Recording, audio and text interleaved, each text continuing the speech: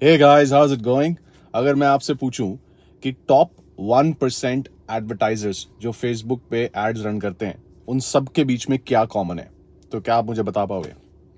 इस वीडियो में मैं आपसे अनफिल्टर्ड तरीके से वो सारी चीजें बताऊंगा, एटलीस्ट जो मुझे पता है कि टॉप 1% एडवर्टाइजर्स जो फेसबुक पे एड्स रन करते हैं वो किस माइंडसेट से काम करते हैं और किस तरह के एक्शंस वो लेते हैं एड अकाउंट के अंदर। क्या वो कैंपेन हायरार्की फॉलो करते हैं, किस तरह की मीडिया बाइंग स्ट्रेटजीज को वो फॉलो करते हैं, क्या उनकी अप्रोच रहती है, क्या उनका प्लान ऑफ एक्शन होता है, क्या वो स्ट्रेटजीज यूज करते हैं टॉप 1% एडवर्टाइजर्स।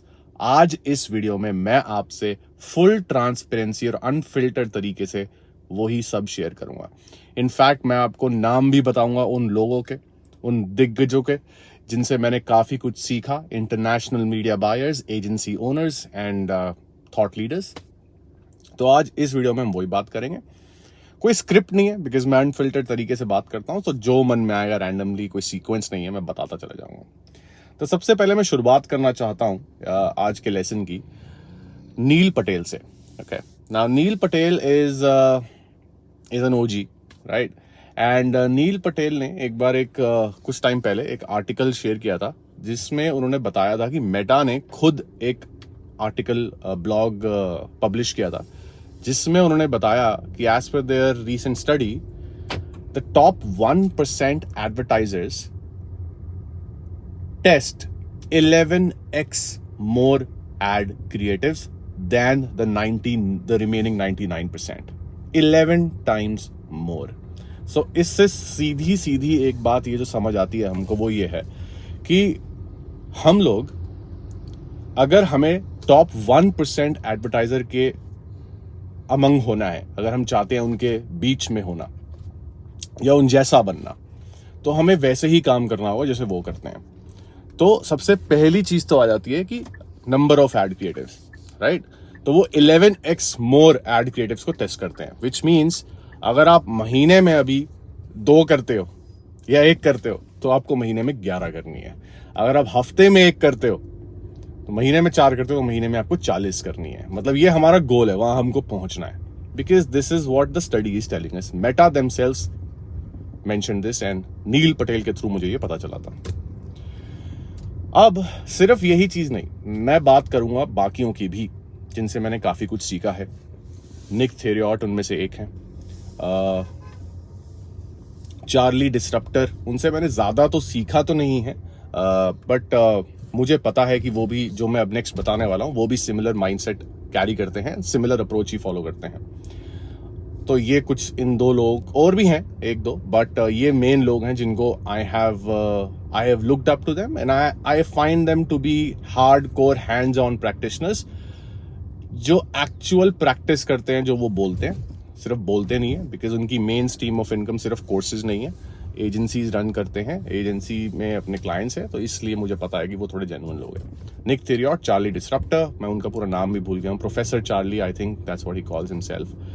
बट अब बात ये नहीं है कि वो कौन है, बात ये है कि वो क्या करते हैं, मैं क्यों उनका नाम ले रहा हूं। तो वो एक अप्रोच फॉलो करते हैं मीडिया बाइंग की, और वो है मिनिमलिस्टिक अप्रोच।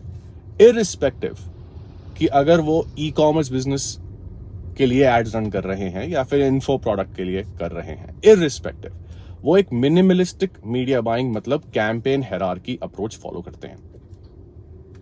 सिंगल कैंपेन रहता है और सिंगल कैंपेन के अंदर एक मास्टर कैंपेन हो गया उनका, और उसके अंदर वो एक प्रोसेस फॉलो करते हैं जिसमें वो अपनी एडसेट्स को लॉन्च करते रहते हैं, नए नए टेस्ट करते रहते हैं, बट वो एक ही कैंपेन को बिल्ड करते हैं। बेसिकली अप्रोच ये देखो, उनका थोड़ी बहुत चीजें अलग हैं क्योंकि मैं भी 1 कैंपेन प्रोसेस फॉलो करता हूं, मेरा अपना ही एक मैकेनिज्म है, बट बात वो नहीं है। बात ये है कि उनका भी माइंडसेट समझो, और वो भी, अब मुझे ये स्टेटिस्टिकली ये नहीं मैं बोल सकता हूं कि यार मेरे पास प्रूफ है कि क्या वो टॉप 1% एडवर्टाइजर ही हैं। अब मैं ये तो नहीं बोलूंगा मैं, बिकॉज बहुत बड़े बड़े एडवर्टाइजर्स हैं इस दुनिया में, बट मेरे लिए वो टॉप 1% है। इसलिए उस नजरिए से अगर मैं आपको बताऊं, जो लोग हार्डकोर प्रैक्टिशनर्स हैं तो उनकी हैबिट यही होती है, उनकी अप्रोच यही होती है कि वो मीडिया बाइंग को सिंप्लीफाई कर देते हैं, बिकॉज उनको ये चीज बहुत अच्छे से समझ है कि मीडिया बाइंग में सीक्रेट नहीं है। मतलब वो एल्गोरिथम को हैक नहीं कर सकते by deploying a secret interest targeting या बिड कैप कॉस्ट कैप, कुछ नहीं करते। They do not do bid cap, they do not do cost cap, किसी भी तरह की मैनुअल बिडिंग नहीं करते। वो कैंपेन्स को, एडसेट्स को डुप्लीकेट नहीं करते स्केल करने के लिए। वो सेम एड को डुप्लीकेट कर करके 5 एड्स नहीं बना देते सेम ही एड को, मतलब कुछ भी चेंज नहीं कर रहे हैं उसमें, सेम ही एड है, वो ये भी नहीं करते। ऐसी कुछ चीजें हैं जो गलतियां हैं, जो उन्होंने अपनी गलतियों से सीखा है, जो वो लोग नहीं करते। हाँ, मैं भी ऐसा ही अप्रोच फॉलो करता हूं, बट मैं अपने आप को टॉप 1% नहीं समझता हूं अभी। But of course I am working very hard to be among one of them. But अभी मैं आपको जो बता रहा हूं ये फैक्ट बात है कि टॉप 1% एडवर्टाइजर्स इन तरह की स्ट्रैटेजीज पे रिलाई नहीं करते, या माइंडसेट पर रिलाई नहीं करते कि इंटरेस्ट टारगेटिंग या लेजर टारगेटिंग या नैरो टारगेटिंग या बिड कैप कॉस्ट कैप ये मेरे सीक्रेट्स हैं। उनको पता है इससे कोई फर्क नहीं पड़ता। अब बात करता हूं बाकी लोग जिनसे मैंने पहले पास्ट में कुछ सीखा है, जो अगेन बोल सकते हो कि टॉप 1% एडवर्टाइजर्स में आते हैं। उनमें से एक नाम है टिम बर्ड। टिम बर्ड वो इंसान है जिन्होंने आज से 5-7 साल पहले, जब भी मैंने उनको पहली बार सुना, देखा, उनसे सीखा, वो एक ऐसे इंसान है जिन्होंने मैनुअल बिडिंग काफी पॉपुलराइज करी थी मेटा के वर्ल्ड में, फेसबुक के वर्ल्ड में। Bid cap cost cap strategies हैं उनकी, शॉटगन मेथड, बुली मेथड, ऐसे कुछ डिफरेंट मेथडोलॉजीज हैं उनकी, सर्फिंग वगैरह, ये सब उन्होंने ही पॉपुलराइज करी थी। मैंने उनसे काफी सीखा और इनिशियल टाइम में, उन दिनों में उनकी बेसिक चीजें फॉलो करके मुझे ऑनेस्टली रिजल्ट्स आए हैं। इवन मैंने मैनुअल बिडिंग भी करी है, मैंने बिड कैप करी है, मैंने कॉस्ट कैप भी करी है, एंड मैं ऑनेस्टली बता रहा हूं कि मुझे रिजल्ट्स आए थे। ओके, बट जब मैंने उनके प्रोसेस को स्केल किया, 2023 की बात बता रहा हूं, 2023-2024 के अराउंड की बात बता रहा हूं, जब मैंने उनके प्रोसेस को स्केल किया तो उनका प्रोसेस अब ना काम करता नहीं है, because bid cap cost cap is not gonna be the way it used to be, and that is the reason why कि आज के जो टॉप 1% एडवर्टाइजर्स है, जैसे मैं पहले जिनका नाम ले रहा था, वो लोग इन चीजों पे रिलाई नहीं करते, इन प्रैक्टिसेस पे। अब नील पटेल ने कभी ऐसा कुछ बोला नहीं है, तो मैं उनका तो नहीं बोल सकता, बट बाकियों का, जैसे निक थेरियट, चार्ली, प्रोफेसर चार्ली, ये सारे लोग ये नहीं करते, क्योंकि शायद ये सीक्रेट नहीं। और मैंने फिर, अब चुल तो थी मेरे में, I wanted to test it out, so I tested and I got some results initially, but थोड़े ही दिनों में मुझे रियलाइज हो गया कि इसमें कितने बड़े चैलेंजेस है, जैसे कि अमाउंट स्पेंड नहीं होता, बजट स्पेंड नहीं होता, ये सारे चैलेंजेस आने लग जाते हैं। फिर कोई कंसिस्टेंसी नहीं है, पूरा बजट मेरा लगाता नहीं है। अगर मैं दिन के 10,000 के स्पेंड बजट पे चल रहा हूं, तो वो चाहेगा तो 10,000 के 10,000 स्पेंड कर देगा, नहीं चाहेगा तो वो 2,000-3,000 करेगा। अब आप सोचोगे, अब थोड़े से और एक्सपर्ट लेवल पे चलते हैं, तो आप सोचोगे सर्फिंग एक टैक्टिक होती है कि आप उन चीज़ों को यूज़ करो, कॉस्ट को बढ़ा दो, फिर कम कर दो, हर घंटे, हर आधे घंटे ऐसा कुछ प्रोसेस करो। सब करके देख लिया मैंने, और करने के बाद ही बता रहा हूँ कि मुझे रियलाइज हो गया था कि ये कोई भी तरीका पीसफुल नहीं है, ठीक है। तो फिर मैंने इसीलिए मेरे वो मैकेनिज्म भी ड्रॉप आउट कर दिया, ठीक है। उसके अलावा मैं आपको ये भी बताता हूँ कि और भी क्या तरीके हैं और भी क्या माइंडसेट ये लोग कैरी करते हैं। एक इसमें से चीज होती है जो ये लोग कैरी करते हैं, और वो ये है कि they focus a lot on creating better ads, serving desires of the market place, because ultimately हम लोग किसी ना किसी तरह का सोल्यूशन बाय करते हैं। तो ये लोग इस चीज पर फोकस जरूर करते हैं कि वो ये समझते हैं कि मार्केट क्या सोल्यूशंस बाय कर रही है for whatever it is they are buying, but what are the solutions they are buying for. जो भी चीज वो खरीद रहे हैं, किस चीज के लिए वो खरीद रहे हैं, इस चीज को वो समझने की कोशिश करते हैं अच्छे से। तो जिसका मतलब ये है कि ये सारे लोग एकदम निंजा मार्केट रिसर्च एनालिस्ट होते हैं। उनकी मार्केट रिसर्च प्रोसेसेस बहुत हार्ड, ये बहुत ज्यादा इंपॉर्टेंस देते हैं मार्केट रिसर्च के ऊपर, एंड इसीलिए शायद टॉप 1% एडवर्टाइजर्स में मैं बोल रहा हूँ, इनका नाम ले रहा हूँ। एंड सेम चीज हम हमारी एजेंसी में भी करते हैं। I think majority of my effort is towards market research, and जिसके थ्रू हम रिजल्ट्स लेके आ पाते हैं। बिकॉज प्रोडक्ट को पोजीशन कैसे करना है, राइट, फिर प्रोडक्ट को जो आप मार्केट की चीजें समझते हो कि किस तरह की डिजायर्स हैं मार्केट में, किस तरह की डिमांड है, किस तरह के सोल्यूशंस वो बाय कर रहे हैं, जब आप इस चीज को स्पॉट कर लेते हो, उसको स्पॉट करने के बाद उसको किस प्रोडक्ट में चैनल किया जाए सही से, वो करना आना भी बहुत जरूरी है। सो मार्केट रिसर्च हमें ये बताता है कि वो क्या चीजें हैं जिसको यूज करके हम प्रोडक्ट को पोजीशन कर सकते हैं, किस तरह से पोजीशन कर सकते हैं। एंड स्टोरी टेलिंग टैक्टिक्स या फ्रेमवर्क्स आप बोल सकते हो, या स्किल सेट बोल सकते हो, वो उस पर डिपेंड करता है कि आप कितने अच्छे से उन मार्केट रिसर्च करी गई चीजों को अपने प्रोडक्ट पे चैनल करते हो। बिकॉज सिर्फ रिसर्च, ऑनेस्टली सिर्फ रिसर्च ही एक प्रोसेस या एक चीज नहीं है। रिसर्च करना एक चीज है, बट फिर रिसर्च करने में भी स्किल्स चाहिए।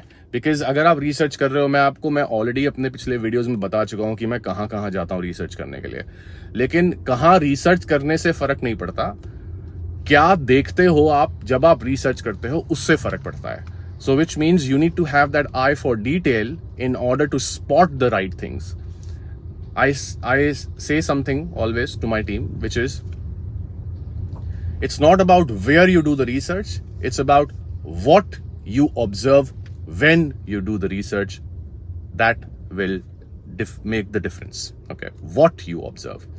So वो एक्सपीरियंस से आता है। इट्स लाइक अ मसल, कि जितनी ज्यादा आप प्रैक्टिस करोगे, इस पे काम करोगे, उतना ज्यादा बेहतर बनते जाओगे मार्केट की डिजायर्स को स्पॉट करना, कि वो जो चीज खरीदते हैं क्यों खरीदते हैं।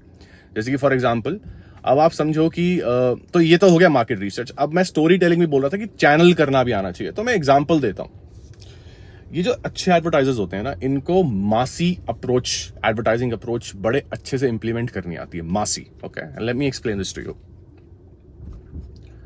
माउंटेन ड्यू डर के आगे जीता है, राइट। ग्रामरली उनकी वेबसाइट पर जाओ, उनके होम पेज पे उनकी हेडलाइन पढ़ो, reputation, late your reputation shine. Nike, उनके होम पेज पे जाओ, अब पता नहीं सेम है कि नहीं है, कुछ टाइम पहले मैं गया था किसी केस स्टडी के लिए, जाओ और देखो कि उनके होम पेज पे नाइकी इंडिया पे they were promoting undergarments, they were promoting bras, and the headline was get comfortable with winning. Maggi, 2 minute में मुस्कान लाएं।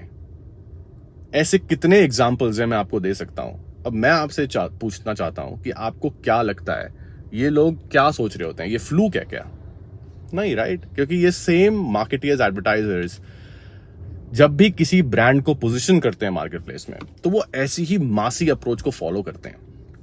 अब क्वेश्चन ये है कि वो करते तो हैं, बट वो क्यों करते हैं और कैसे करते होंगे, राइट। तो वो एक स्टोरी टेलिंग आप बोल सकते हो स्किल सेट है, कि वो मार्केट की डिजायर्स समझते हैं। कि एक तो होती है सरफेस लेवल आस्क, राइट, कि मैंने बाहर से एक प्रोडक्ट खरीदना था तो मैंने खरीद लिया। जैसे मैंने टी शर्ट खरीदनी थी तो मैंने खरीद ली।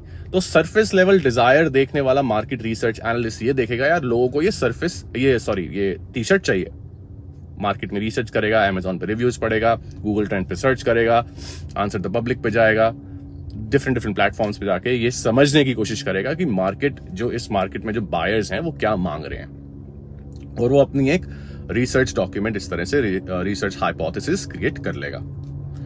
लेकिन सिर्फ यही करने से सोल्यूशन नहीं मिलता, क्योंकि जब भी आप रिसर्च करते हो तो रिसर्च हमेशा आपको स्पेसिफिक डिजायर्स के बारे में बताती है।